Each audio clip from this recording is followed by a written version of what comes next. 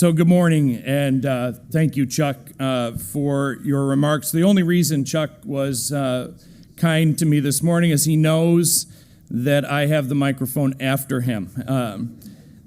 He learned that over time. So I'm pleased to have the opportunity to just spend a few minutes here in our closing.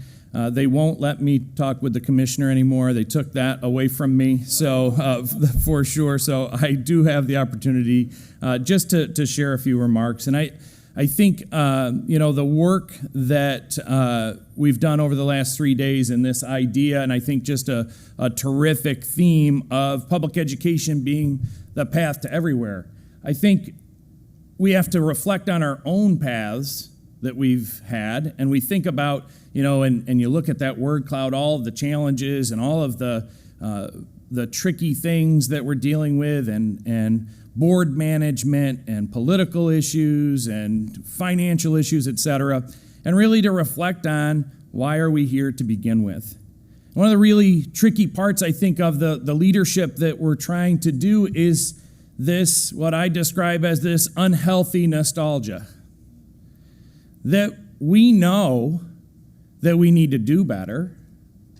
We know that our kids deserve better, but we have folks that are holding on to this nostalgia of the past that, by the way, didn't work for everybody then either. And so as we think about this incredibly important work, we have to be the ones that can paint the picture of better, that paint a picture of different that's going to allow people to let go of some of that nostalgia. As we think about this and the work that we need to do, to me, we are at this really crossroads. And this is, I think, I've been at this a long time. It's my 20th year as a superintendent. We've had our ups and downs for sure. This, to me, as we look at the graduation requirements, as we look at the Blue Ribbon Commission's recommendations, we have this incredible opportunity to choose the path that we're going to go down, that we're going to lead our schools so that our schools really can be the path to everywhere for all of our students. One of the tricky parts about this, though, is, we may make some mistakes along the way.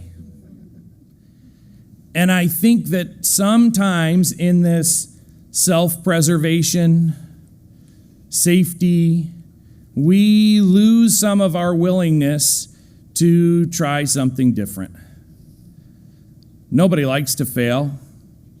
I'm really good at it, as it turns out. I don't like it, but really trying to say, we've got to be willing to take some risks, because if we're not going to take some risks for our kids, then who is? That's really the challenge of leadership and really moving into this uncomfortable place. Because for most of us that work in schools, the traditional model of schooling worked for us. We were able to navigate it. We were able to find success. But that our experience does not reflect the experiences that all of our students need to have if their path is really going to take them to everywhere. And so if we're going to lead this work, and that's our role across this great state, then we've got to start being a little more comfortable with being uncomfortable, having some uncomfortable conversations, pushing ourselves, pushing our state education leaders as they push us, that it can't always be in this comfortable place, because we're going to make some mistakes along the way.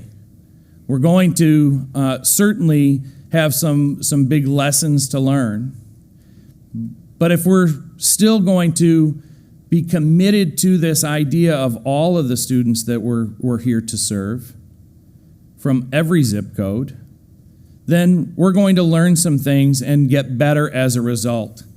One of the people that I've learned a great deal from over the years, Dr. Bob Aker, he and Rick DeFoor were the two architects of the PLC process. One of the things that Dr. Aker reminded us as he's worked and really revolutionized a whole lot of our educational systems and our thinking around that, is that we let this desire for perfection get in the way of doing anything.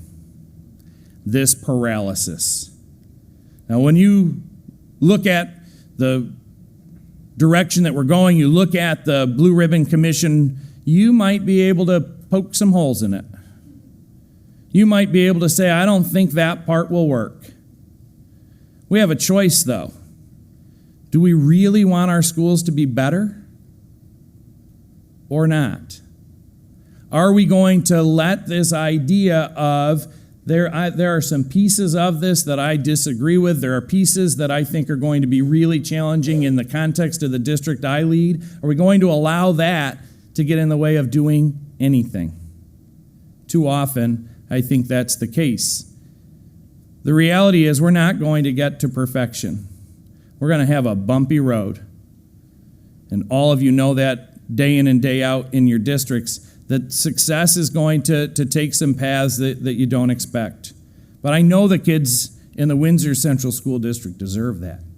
And certainly they do in yours as well. And so, you know, the great thinker, Maya Angelou, said, if we know better, then we need to do better. And I will tell you, as a result of so many of the sessions that I was able to attend, as a result of the work that we've been doing year in and year out, I will tell you, I know better. I now know that this nostalgic model isn't going to work for the students that I'm called to serve. And so, collectively, as we know better, then we need to do better. We need to do better for our students. We need to do better for our communities. And to do that, that's going to take some courage.